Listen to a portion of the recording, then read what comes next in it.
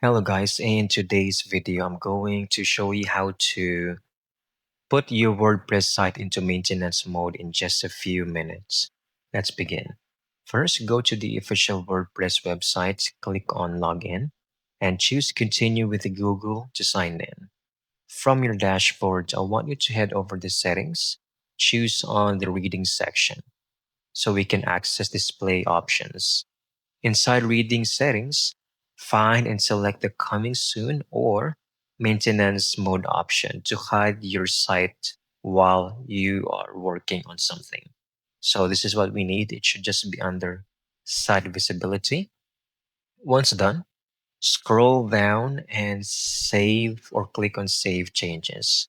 Your site will now show a coming soon page to visitors. And that's it.